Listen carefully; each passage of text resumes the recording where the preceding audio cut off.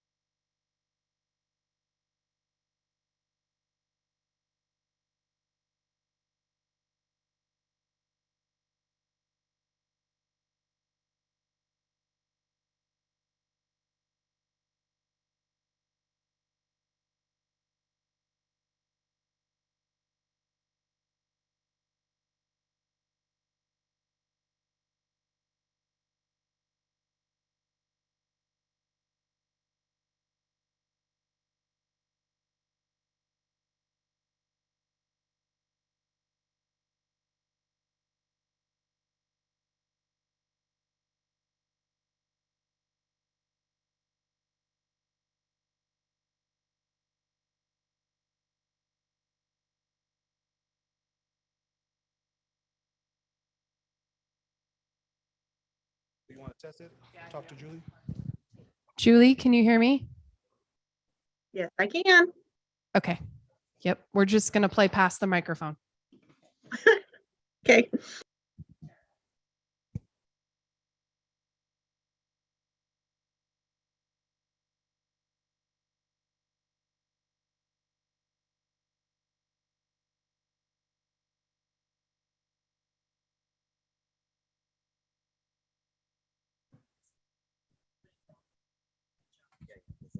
Number one is by Josh. If no, yeah. So one at that end and one at this end. Can I just lay it there? Yeah, that's fine, but they'll still be able to hear. So you'll need to pick it up and kind of move it towards your mouth. So whoever is speaking, just play past the microphone. So if we're making motions, do you think we can just do it from the table? Yeah, I think so. If you just speak loud enough. Yep. Okay. They said they can hear us, so we should be good to go now.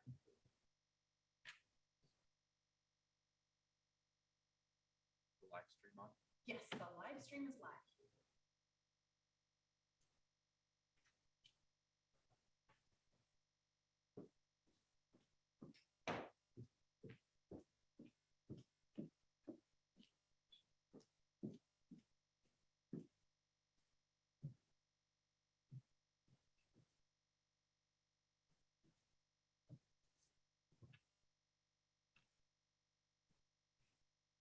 All right, I'm going to go ahead and call this meeting to order. Thank you, IT and staff who've made this possible for us.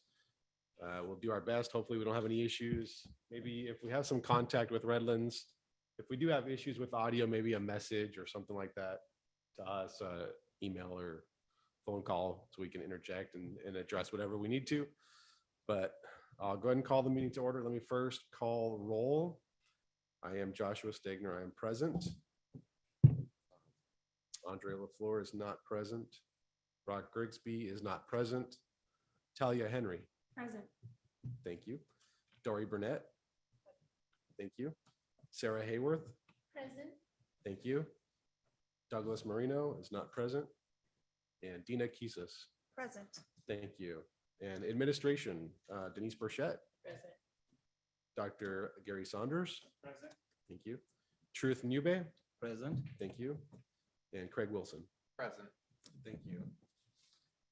If you would please rise with me for the Pledge of Allegiance.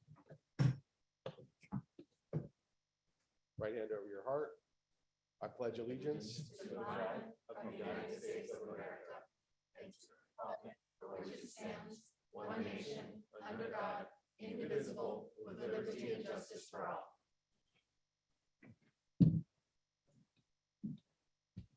All right, we'll start with a approval of tonight's agenda. If I could have a motion, please. I motion to approve. Thank you, Sarah. I second. Thank you, Talia. Then we will vote. All in favor of approving tonight's agenda, say aye. Aye. Aye, that was unanimous.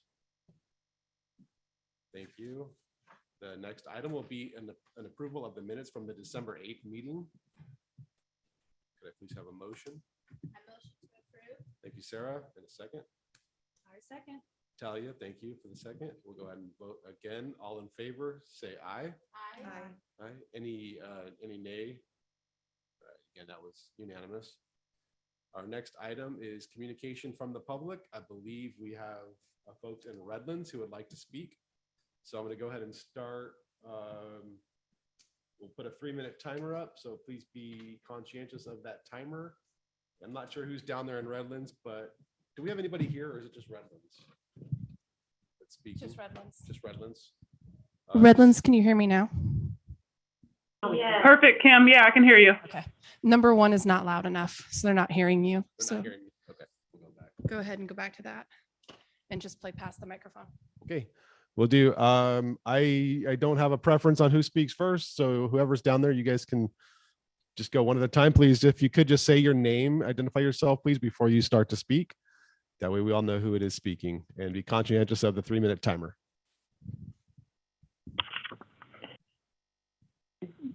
Angela Rudolph. Did you hear me? Yes, it's going. Good afternoon. My name is Angela Rudolph, and I'm a PLT in Redlands. About 30 years ago, charter schools opened in California. My time here began in 1998, before our school was organized as JLC. As you know, charter schools offer innovative, unique, and forward-thinking options in education. In 2015, the Gorman administration recruited a group of GLC teachers to study, plan, and initiate a CTE program. In order to make the CTE pathways an option for all Gorman High School students, the VRC platform was created. This made CTE education available regardless of a student's address. A member of the original CTE team built our VRC. Using Canvas as a learning platform provided college and career readiness skills, preparing our students with the knowledge and practice of 21st century online learning, as this platform is used in many of the state's colleges and universities. WASC visiting teams have been impressed with our CTE program and the use of Canvas. And now the VRC serves most grade levels and has nearly as many students as our larger RCs. I come to the GLC board today with a heavy heart and great concerns that our VRC will collapse, and very possibly so will our CTE program, if we lose the employee that built this amazing educational platform for our school. I ask that the board consider all options before pulling the rug out from underneath the VRC and CTE program. The loss of these innovative educational opportunities could be catastrophic. I know that we can do hard things. In order to save the Santa Clarita Resource Center, the administration diligently sought out and secured a second charter. In creating the GLC SBSC, we added 2 more counties, including Riverside. Today, we serve 7 counties. The VRC makes it possible to provide CTE, A through G, and even AP courses to our high school students. These offerings are important to visiting WASC committees. I ask that those forward-thinking strategies unique to charter schools like ours be utilized to save this valuable program. Thank you.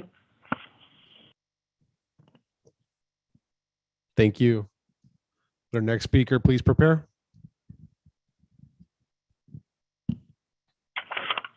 Hi, I'm Carrie Holoviak, members of the board, colleagues, and Gorman family. I'm coming to you today after having received the EdJoin postings in an email from HR yesterday. Distressed to see the VRC position, I called my colleague of 21 years to see why she's leaving. She informed me that she doesn't have a choice and that she's being laid off since she moved out of state several years ago. That led me to go down a bit of a rabbit hole of research, and though I'm not an attorney, I did discover that California does allow for out-of-state teachers to be employed in California.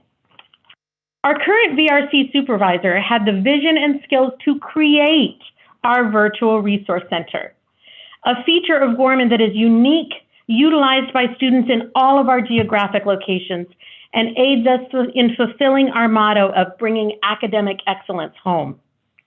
By bringing interactive and live classes to students who cannot attend one of our in-person resource centers. Additionally, she is invaluable in our online curriculum and connecting materials to our PLTs and students. Plus, She does tons of work in PLS and CalPads, the computer system without which we cannot be in compliance with the state. I know we're supposed to leave individuals out of the equation and only talk about personnel positions, so let me do that now. Gorman has always reiterated that we care about our employees and are a family, and that we can come to administration and to you, the board, with any concerns or needs. In the past, because employees have been so valued, when there have been policy changes to positions, those individuals currently working in those positions have been grandfathered in. I implore this board to do that in this instance as well. All employees who reside out of California legally can and ethically should be grandfathered in. Gorman has been a huge blessing to me to work for the past 21 years, and I'm grateful for the opportunities presented within our organization.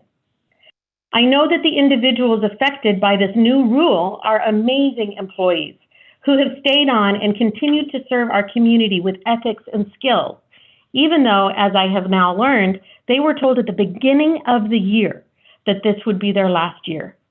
They did not stir the pot, they did not complain, and yet they continued to be innovative and tireless in serving our staff and our students. I beg you to reconsider this new rule and instead allow for out-of-state employees, or at the very minimum, to grandfather in this new rule so that our current employees already with us can remain and our programs can continue to thrive and continue to serve our students. Thank you. Thank you, Carrie. Is there another speaker? No, that's it. All right. I assume we don't think there was any in Redland or in Santa Clarita, and nobody else has joined this meeting to speak. I don't have any in Santa Clarita. Oh, thank you. All right, then we'll move on to the next item, which will be comments from board members concerning any items not on tonight's agenda. I would like to say how happy I am to be here in person. Hi, Dina Cusis, and I'm really excited to be here in person and see the facility and everybody's faces. And so I'm happy you are able to make this happen for all of us. I think it makes the meetings more interactive. So thank you.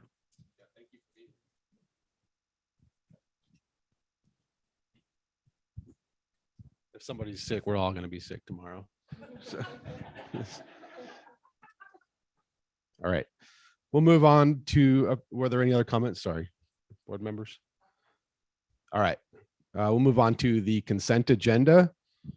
If there are no questions regarding the consent agenda, I'll ask for a motion to approve as it is. A motion to approve as is. Thank you, Sarah. All right, I think I heard Dina first.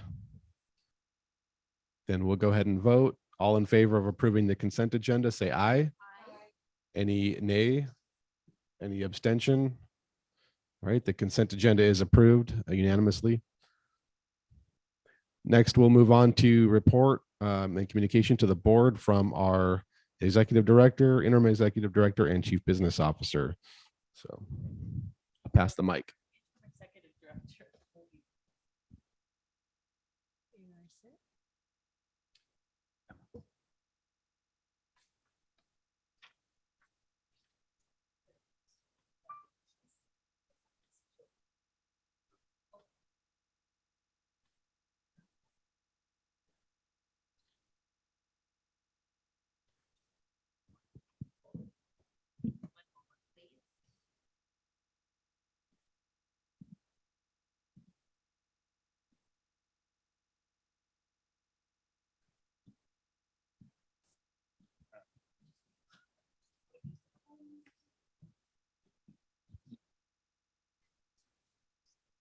No, you don't.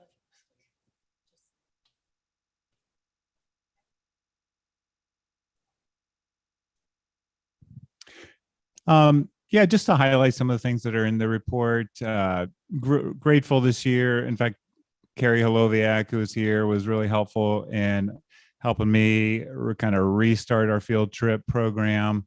It's been well received, like is in our board report. We've had 2,400 people attend field trips in our first semester.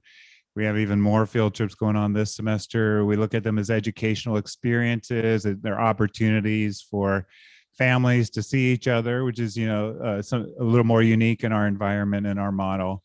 And then thankful to the regional directors who came up with the idea of also supporting our students to prepare for the CASP. So we've been focusing on that this year. We have a program going on to help students prepare for the CASP that comes up this spring.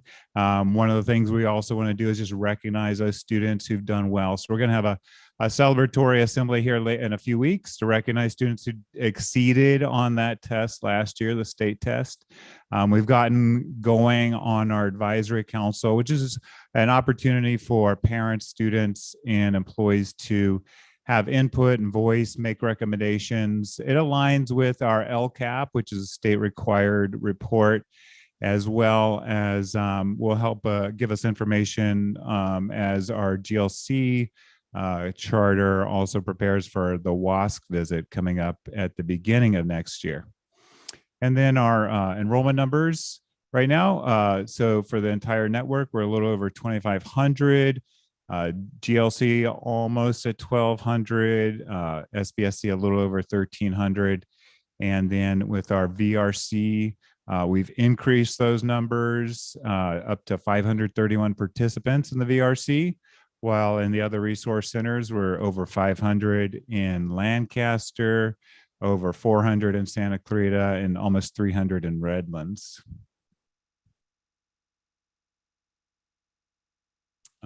Some of the, I guess, the highlights from around were we had winter formals dances at the local resource centers, giving our students opportunities to have, that high school experience and get together. We have some sports teams going on. Lancaster just finished their basketball season, inaugural basketball season. So kudos to all the work that went into that.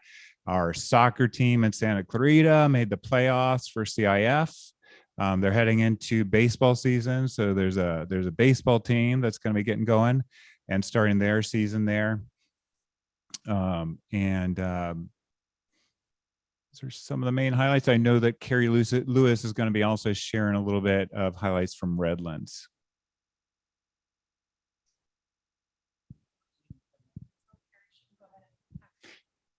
Carrie, can you hear? Carrie Lewis? Yes, can you hear me? We hear you. Awesome. So it's with a very heavy heart that we recently had to say farewell to our beloved Pam Foreman. She was with us for the last 9 years. She started out as the librarian at the Resource Center, a job she continued to serve in even up till she passed away. 2 years later after she had started, she moved into the assistant supervisor position, and she was there for her remaining 7 years. And just from the very beginning, Pam has just been a light and just a source of love and support at the Resource Center. She loved coming to work and serving this community so faithfully day in and day out. And she was always there to help her coworkers, to anything that I ever needed.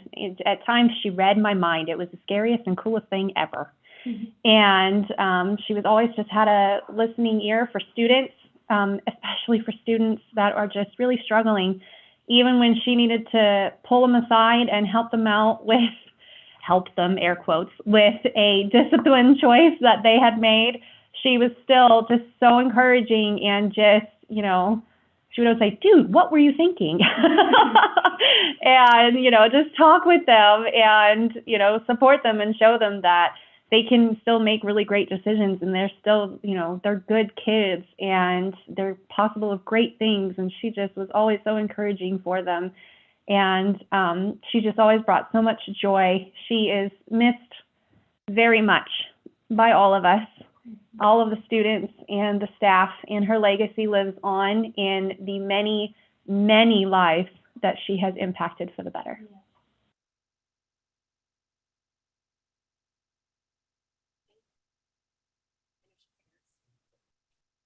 Thank you, Carrie.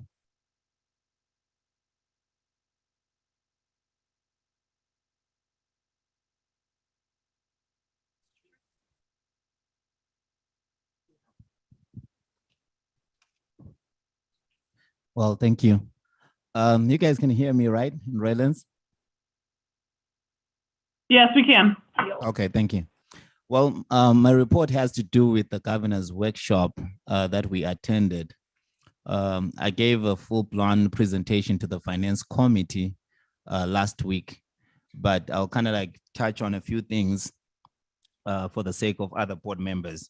So we attended the governor's workshop, and this workshop happens twice a year in January to help us kind of like start setting up our budget for the upcoming year. And then in May, we go back for what they call the May revise. And May revise, they'll be updating anything that they might have missed in January or correcting anything that they might have mentioned in January. So for the January one that we went to, of course, the main three areas that they tend to focus on initially are the three big tax revenues, which is our personal income tax, corporation tax, sales and use tax. So as we know that, you know, when people are employed working, they file taxes, and the state also gets money. As also, if the economy is doing well, people are buying houses, there's property taxes, and also through property taxes, schools somehow also get money. So the outlook for the governor's budget was kind of like business as usual. You know, coming out of COVID, he portrayed an image of everything is fine. You know, he did not even talk about the possibility of a recession, although some economists do say that we might be headed towards a recession, but he did not say that. It's always interesting because the governor's workshop that we go to gives us their presentation, and then we also have the LAO, the legislative, I've forgotten the other two words, right? But basically they also give their own outlook of the economy. So things that I wanted to bring to the board's attention that they kind of like touched on is that we need to continue building reserves, and there was a conversation around what are good reserves, right? But the thing is, charter schools, we are not mandated to have a reserve, but we've always wanted a more prudent business approach is to have reserves. So we tend to follow what school districts do. But that's another conversation that we had at the finance committee level in terms of the reserves. And then also they talked about COLA. They'll be increasing the COLA to 8.1%, 8.13%, sorry, in the upcoming year. So basically, we have our base grants for the different grades. So for TK through third grade, the base grant is like 9,166. And then for fourth grade through sixth grade is 9,304. Seventh grade through 8 is 9,580. 9 through 12 is 11,112. So from those grades, add 8.13%, the COLA, then it gives you your new base grant. So that's what basically they also talked about. And then a new aspect that will be injected in the LCFF calculator, which basically we use to calculate our revenues, is something called equity multiplier. And I think the governor has recognized that there is persistent disparities in the outcome data. And so as a way of trying to level out the playing, he's injecting this equity multiplier into the LCFF so that it kind of like so that it injects more money to basically address these disparities from different student groups. And then also special education, the touch on special education, they are going to also inject the 8.13% COLA taking the dollar amount from 820 in 22-23 to $886.66 in 23-24. And then we have some of these things are things that we use for our budget assumptions. So one of the other things that they talked about, CalSTARS rates and CalPERS rates. So CalSTARS rates won't be changing. So I think they're still capped at 19.1%. But CalPERS is changing, if I'm not mistaken. I don't have it right in front of me, but I think it's going up a little bit. So all these things are things that we take into account when we are preparing the budget, because these are expenses that we have to account for when doing the budget. So in a nutshell, the PowerPoint that I presented to the Finance Committee had like almost 40 slides, but I don't want to put you to sleep. I was trying to touch on kind of like critical things, but it was a good budget workshop, but we'll be going back. Dr. Sanders did attend to, if there's something that you caught your attention, you might as well also help me out here. But another thing that they touched on was enrollment. That enrollment, we're seeing a decline in enrollment statewide, right? So it's something that's not a secret that they did mention that California is suffering, and mainly because people are moving out, right? And people are not having kids, right? Because cost of living is high. So every school district, every charter school is encountering enrollment. But in summary, the governor continues to inject money in education. If there's one area that he keeps putting money so that he makes sure we remain operational, he's injecting money in categorical programs. If you guys remember, there's a lot of money that was given to us even from the time COVID hit, and as well as these ESSA funds and GEAR funds. So they are continuing to give us money. Actually, Dina, right before the board started, she told me that there's more money that has just been given, but charter schools will be receiving it. So that's a good thing, and I'll be looking into that. So that's in a nutshell what I got from the governor's workshop, but I'll be more than happy to share the entire PowerPoint with any board member if you guys are interested in that. But I did share all this with the Finance Committee last week when I met with them. Thank you.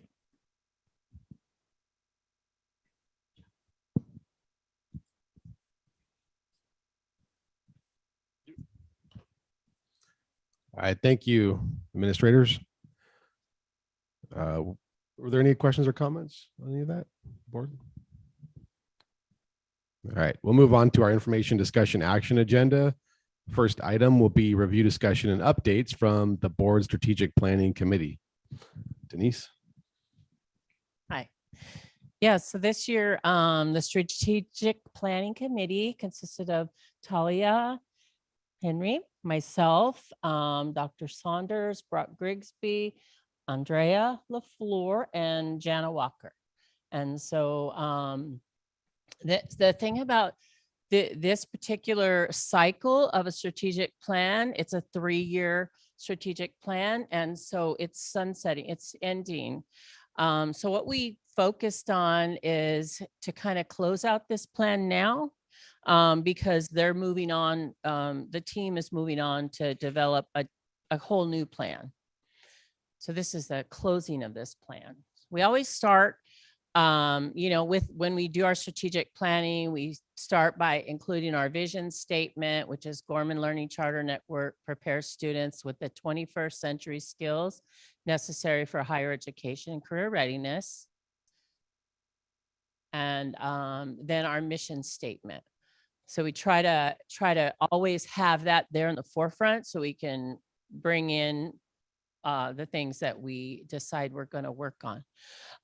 The process is myself, I with the committee, I led this particular committee. The executive director may not. We've had times where we've brought in other like outside vendors to come in and help us lead strategic planning. But this time around, I led the strategic planning. It included members of our governing board, administration, and faculty. We got input from all of our educational partners using surveys.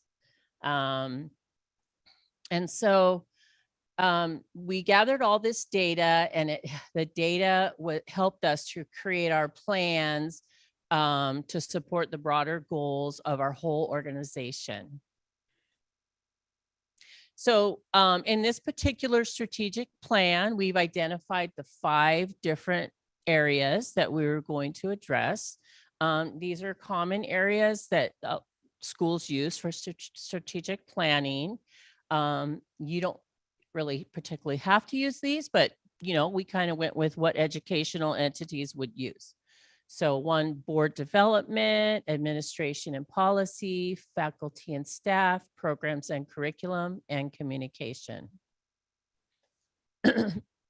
So for board development, we had 3 goals. 1 was to establish governance best practices and policies that identify roles, responsibilities, and overall structure, to initiate a process for board recruitment, and to have directors provide regular program updates, including the data.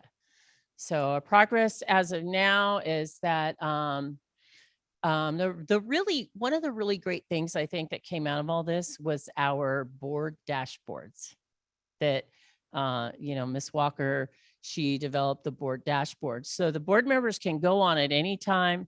They can look at enrollment numbers. They can see enrollment for all the resource centers. It's just a ton of information. And then I would normally track all the legal compliance and legislative updates and then share them with you either in a board report, or a lot of times I send to Josh and then he would send them on to you. Wait, go back. One more. New board member appointments. So that was something new that we completed, and data reports are being shared during board meetings. So that's why you see the data reports from Jana, from about testing, about iReady data, things like that. And then, so the next area was administration and policy. So, and this was all happening during COVID, a lot of this. So safety measures at the resource centers. So now we had cameras installed here at the AVRC and a Santa Clarita Resource Center. We implemented all the COVID guidelines, throughout the pandemic at all of our locations, all of that we had to navigate, but, we needed a plan. We needed to have goals and accomplish those goals. Responding to vaccine mandates, impacts on families. So we stayed in legal compliance. Our team was, HR and Kim, our whole team, and then even the resource center staff, they followed all the legal compliance and mandates, and it wasn't easy. There's times where some might have not have been happy about it, but we followed it. Identify potential authorizing districts due to the impact of AB 1507. So that was the assembly bill that came out that said you could not have a resource center outside of your district. So we've talked a lot about that it's supposed to be within your authorizing district. So we've worked on different ways to work on that. We're in compliance until the next charter renewal. And so the team is already working on how to navigate that in the future. Any questions? No. Okay. Faculty and staff succession planning was a very big goal that we had. And look at what happened. We hired our interim executive director in the summer of 22. It's good to have these goals and then to see them. All of these goals we had have all been completed. Employee recruitment and retention. So now we have job fairs. They just went out on a job fair this week to they go to colleges and, places, and they set up the whole Gorman table, and they have swag that they give out to people. And, they talk to them about Gorman and how to be a teacher here. We have postings on EdJoin. The hiring bonuses, we implemented this. So now we have hiring bonuses for new teachers that we bring them on that way.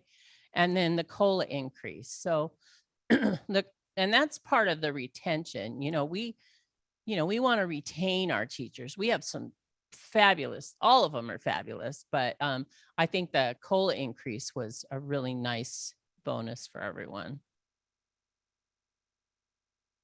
And then programs and curriculum. So we wanted to explore the curriculum options and take that curriculum and be able to compare state test results. So we could identify like which curriculum is actually bringing in students to increase their test results. So that's something Jana has been working on. So in order for us to gather that kind of data, a whole database has to be set up and collected. So that she's already set up the spreadsheet for the PLTs. And so we're gathering all that data right now. And then expand offerings for high school. So we added the esports in this year, the CTE grant that they acquired. We hired a new high school counselor and our CIF sports that are now available. CIF sports, now that's a huge undertaking. And I'm so proud of our resource centers that they were able to get CIF sports going. For many, many years, the parents have wanted to see us have more sports programs, and they've brought up CIF, and many times we'd be like, I don't know how we could do it, but they figured it out and they're running really well. They do a great job on that. Talia? Yes. So I'm really pleased with how it's been going with the CAST response, the Conquer the CAST and things like that. And we've made a lot of progress on that, but I did want to bring up that I was brought to my attention that there is a link to free CAST practice tests. And I would really like to see that being shared with the parents directly. I like all the stuff we do here, but I do think we need to try to make things available to the parents that aren't utilizing our resource centers and our programs so that they can do things on their own at home. So I would really like to see that directly shared with the parents. So I wanted to add that, but I do like the Conquer the CAST program. I think that's great. Thank you. Okay, what's next? Communication. So staff communication, that was a big one. The idea was to find a way to bring information to all staff where it would be easy in an easy accessible place for them to locate. So with the creation of the first board dashboard, we got into the dashboard creating thing. And so Jana Walker, data person, has been creating dashboards for literally every department in our school. And, so everyone has one that makes it so easy to communicate where, depending on what the dashboard's for, depending on, what area. So you can go in, not just the people who are over that department, but to others in the school, obviously, can have access to that for information. And so that's been a huge thing. And it's taken quite a few years to develop these dashboards. And then for family engagement, the parent seminars, they've grown over the last 2 years. And so we're tracking the numbers of parents now who are participating in that. I think you participated. Yes, you did. Do you still go? Yeah, I just went to the one. Yeah. Do they seem to be growing quite a bit compared to when you first started? Sometimes yes, sometimes no, just depending on the participant level that day. but yeah, Mhm. they're definitely, the offerings just keep improving. I feel like we get a lot more variety, a lot more depth on certain topics, and I really, really like what I'm seeing with the parents. Great. Super valuable, and I'd like to see them expand. Great. Thank. Yes. Sir. Am I supposed to hand you guys? No, this? you can do, just if we ask a question, just repeat the question. Okay. Thank you. What, how often or how frequent are those programs? The parent seminars. How often are the parent seminars? I believe they're monthly, once a month. And there's a lot of different varieties of topics that they cover, but they're all covered by professional people in those areas. Okay. Next steps. So here's the next steps. So the new team, they're not so new, they're this team, but without me. New strategic planning cycle that'll begin in the fall, but they've already started working together as a team, right? And you guys have you're working on a new template. So and I saw it when we had our meeting the other day. It's fabulous. So that, they've got a new template that they're working on. Of course, it'll incorporate feedback from board, administration, staff, and all the advisory councils. They will be regularly meeting to work on this template before the fall of 2023. I think they may even have quite a bit of it completed by then. So it's really exciting. Is that it? Is there a plan to present that to the board?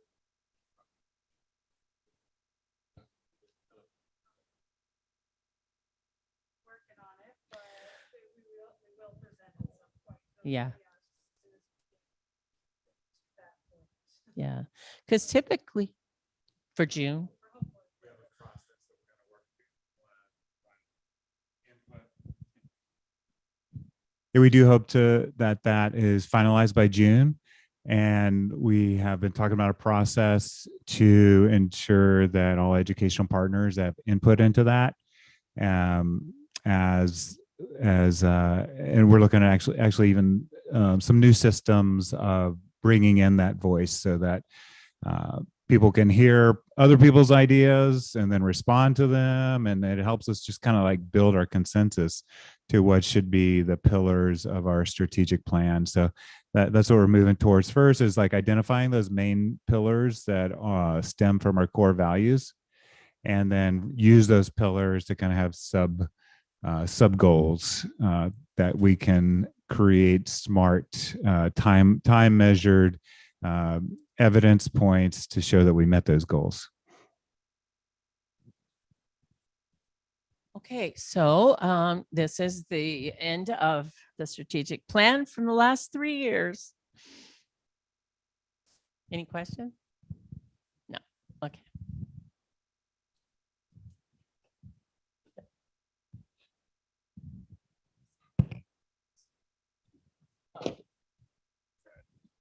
Need to stand up. Well, if there's nothing else on the strategic planning committee or from the strategic planning committee, Talia, you're in that. Was there anything else you wanted to say or add? Go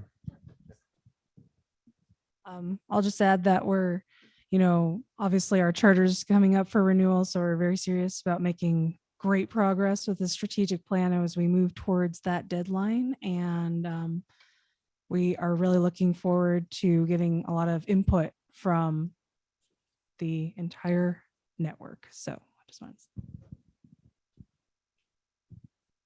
All right, thank you all. Next, we'll move on to review, discussion, and updates from the board finance committee. That was originally, the intention was that Doug Marino was going to present. Truth is here, of course, is part of that committee. Would you like to say anything on that?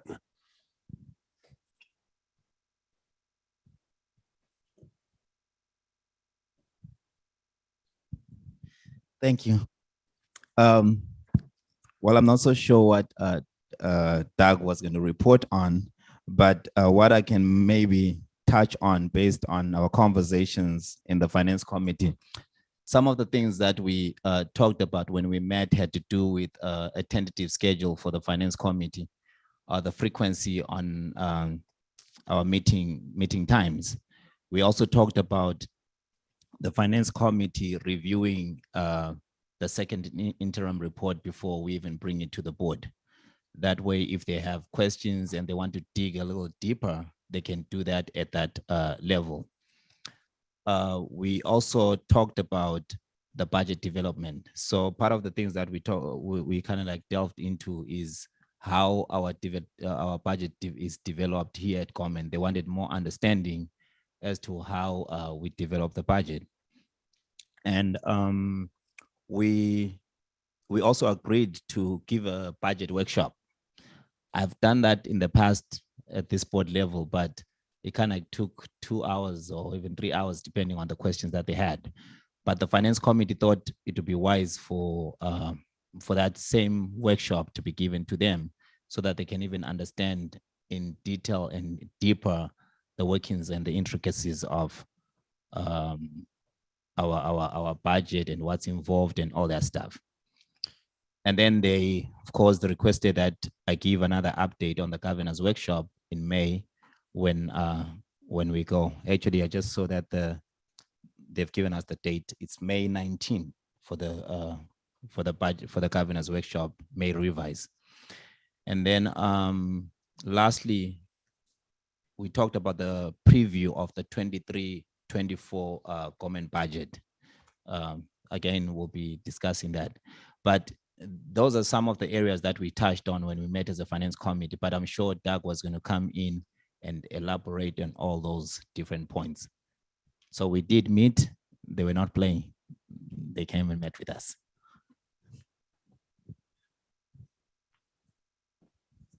Thank you, Truth. Any questions regarding that? Okay. We will move on to review, discussion, and then approval of the out-of-state travel for Human Resource Department for the SHRM 2023 Conference and Expo. Keisha McDonald, our Director of HR, will be presenting, I believe.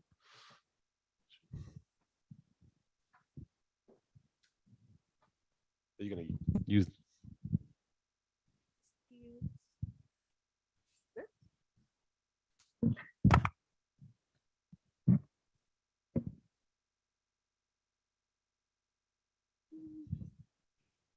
All right, so for the purposes of professional development, I am asking to go to the SHRM conference, which is the Society for Human Resources Management.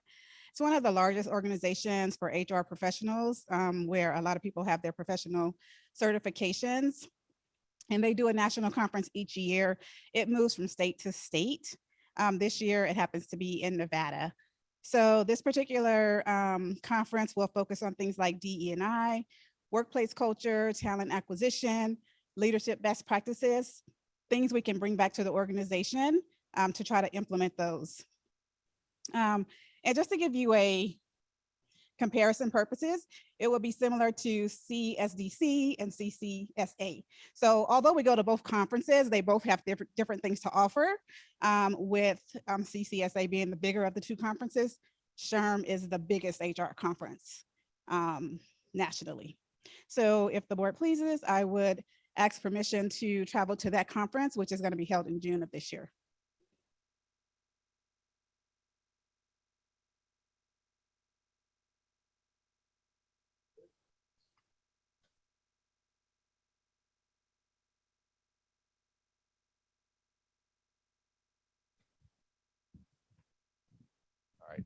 As there are no questions, I would ask for a motion to approve the travel to this out-of-state conference.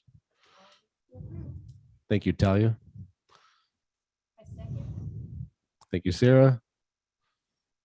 We will vote. All in favor, say aye. Aye. Any nay? Any abstain? Then the approval was unanimous. Okay. Unless you want to say. No. Well, yes, let me introduce you. Our next item is review, discussion, approval of the 23-24 employee holiday calendar. Kim? Is there anybody that could turn down the air conditioner? Can we turn the air off, Tisha? Is there a way to do it? Okay, we were all freezing apparently. I apologize. I'm going to stand down here, but it's because I'm running everything. So in order for everybody to be able to see what's going on. Okay, so we approve these annually every year. We're going to start with the employee holiday schedule. This has been reviewed by all the departments that it covers. So HR was included. We had the RDs included. Of course, Denise looked it over and everything. So all of the departments went through. We made a list of all the holidays that we honor and the best days for them, took into account our work model of 410s. And there you go. It's before you. So if you have any questions, let me know. Otherwise, if we're good, please approve.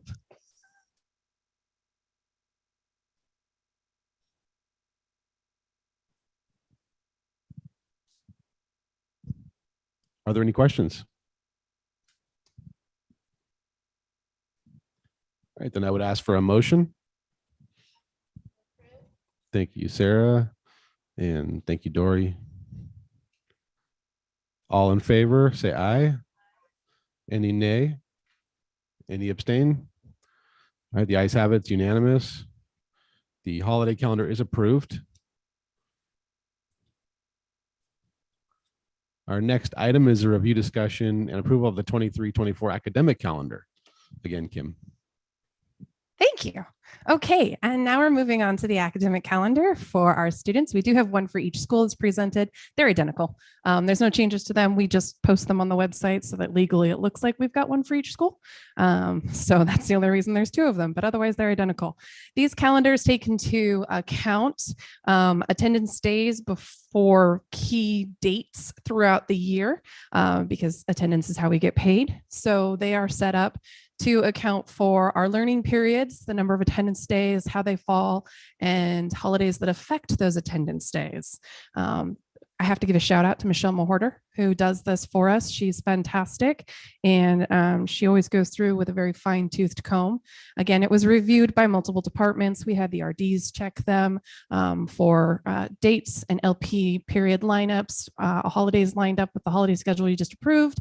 And we went through, for CalPATS purposes, I went through and looked at all of the dates for census days and things like that. So they have been reviewed and looked through and double checked and rechecked by many individuals. So I would ask that if you have any questions, please let me know. Otherwise, we're seeking an approval.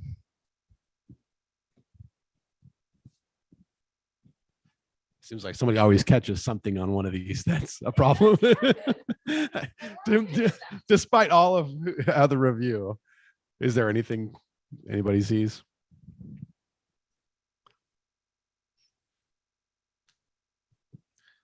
All right, then if there aren't any questions or suggestions, I would just ask for a motion, and we are moving here and approving the calendars for both Gorman Learning Center and Gorman Learning Center SBSC. Thank you, Dory. Thank you, Sarah. All in favor of approving, say aye. Any nay? Any abstain? Then the academic calendar is approved for both schools. And the next item we'll move to is the review, discussion, and approval of the school accountability report cards. Kim. Okay. By the end of tonight, you guys are going to get tired of hearing my voice. All right, we have here the school accountability report cards. Okay. So I'm going to try to make this kind of brief. We do this on an annual basis where we look over these documents. 90% of them are data presented to us by the state that we've already turned in. So it is pulled directly from our CalPADS reports, from our Census Day reports, from our iReady reports, and other sources of data. So we can't actually touch 90% of the document. 10% of it, which is where you see our paragraphs typed in throughout this, we can touch. So the school accountability report card actually is also, I just learned last week from a CalPADS webinar, it's going to be merging with our dashboard into a more complete setup because they've discovered kind of something I've said in the past is that no one logs on to the SARC website to actually look at them. So we do post to these on our website. They are also posted on the California SARC website. It's supposed to be so that parents can get a more thorough look at what our school represents by looking at our data and our narratives at the same time. But as you know, the California dashboard is really moving to encompass that more than the SARC. It's kind of what the SARC was meant to be, the dashboard is becoming. So because of that, I'm going to kind of go through this quickly unless you have questions, because it can be just a lot of reading. And really the document itself, like I said, is mostly pre-populated for us with information. And it is meant to be like these things here that we can put in, which are kind of small on the screen. We can put in little things like our information, our mission statements and vision statements.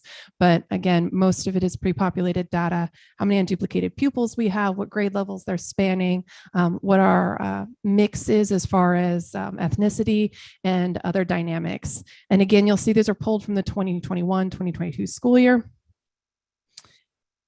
All of this data can be found easily on the dashboard. It's also stated here in the SARC. And I imagine as they move forward with the SARC, they'll be merging this data kind of permanently into the dashboard. The other sources of data that these are pulled from are CalPAS and CalSAS systems. Try saying that one 3 times fast. So the CalPADS, CalPAS, CalSAS systems inform this document with the numbers. We feed in the iReady system as well so that they have our testing scores, because during COVID, they weren't running the CASP test. So there is some iReady data that you'll see in here. These were prepared by Jana Walker. She's our data analyst. And they, so I know that the data she fed in is very good. And that's pretty much, unless you want me to go page by page, but they're kind of very big documents. So if you have questions, I would prefer to address your questions. They are already published online, by the way, because they are due at the beginning of the month. Charter schools dwell in a weird area with the SARCs. It's not really required that we have our board look at these. However, there is a weird line on the SARC website that says all LEAs should have it reviewed and approved. We are our own LEAs, and therefore, in my opinion, they should be reviewed and approved. So that's why we bring them to you every year, because we believe that that line includes us, even though right above it, it says charter schools don't have to do this.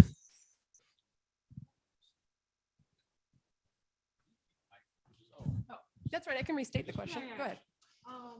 I noticed there was a high percentage of out-of-field teachers, and so I was wondering if you could explain, is that because PLTs do different grade levels, or what is going on? I actually can explain this now, but it's only because I went to a 5-hour class last week. Okay, so Talia asked why we have so many out-of-field teachers reported. Okay, so there's a nice little snag in CalPADS that states that when it comes to charter employees, we have to check a certain box and a waiver that allows them to perform duties for all schools, because normally it's your credential fits one or another field. It's a lot easier for traditional schools, the way they're set up, to put their information in their SIS and have it go right over to CalPADS. With us, there is this form. For whatever reason, charter school forms are not uploading into CalPADS properly. I would like to tell you I know why, but even the CalPADS person who trained me last week doesn't know why they're not loading. So it does say out of field. It's not that they're out of field. We are totally covered as a charter school. Our authorizers are aware of it. We're working with the one in Lucerne to try to get this upload fixed, but she has told us not to stress out about it because it is on CalPADS and it's not on ours.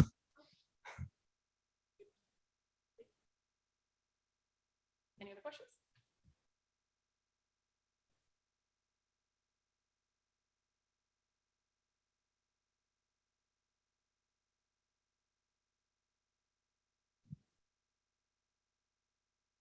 All right, then I just need you guys to say they look great. Job done. Thank you. Thank you, Kim. Thanks for your work on that. Since there are no questions, I'll ask for a motion to approve. And just for the record, we are approving the school accountability report cards for both Gorman Learning Center and Gorman Learning Center SBSC. If I could have a motion, please. Thank you, Sarah. Thank you, Talia. All in favor of approving, please say aye. Aye. Any nay? Any abstain? All right, Dina will abstain. The accountability report card still is approved. All right, I believe that is it for open session for now. We're going to go and adjourn to closed session. I've got a time of 5:11. So I'll ask all admin, all board members to stay, and everybody else, if you could please leave.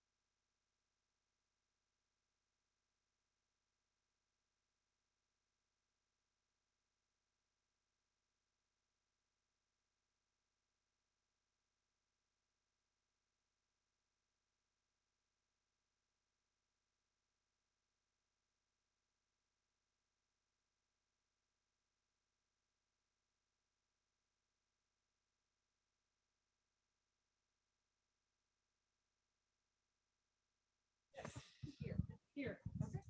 Okay, unless we have to remove it. What's that? I think right now, because there's technical issues at Santa Clarita, so.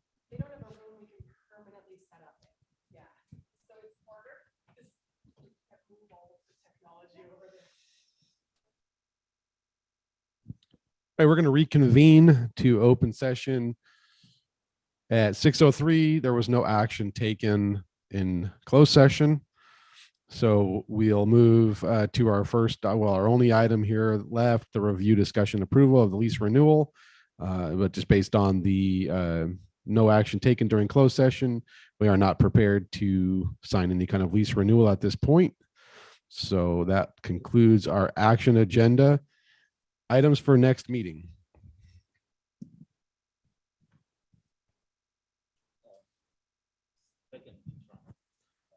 Second interim budget.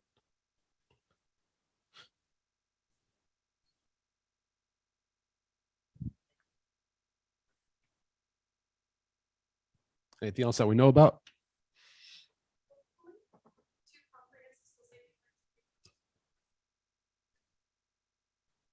Okay. 2 comprehensive school safety plans.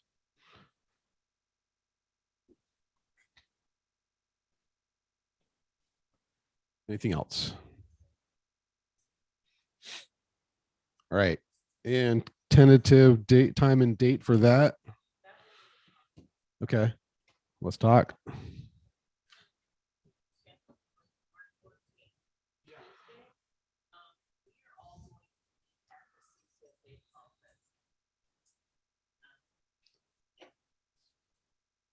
Reason why it was going to be the 14th is because second intro before the 15th, right? So we're proposing maybe if we could 9th of March, which is Thursday the 9th.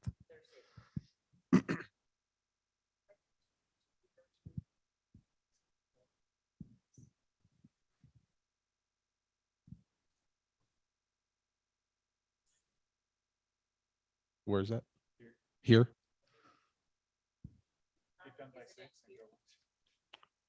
Where do we know? Do they use this room? Do we know? Or the gym?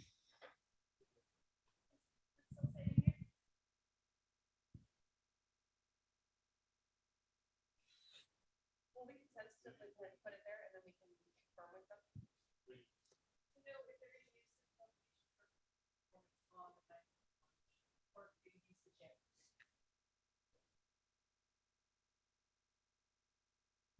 That's okay. We'll figure that out. But I think we need to go ahead and schedule for the 9th so that can be approved for the 15th. That Thursday.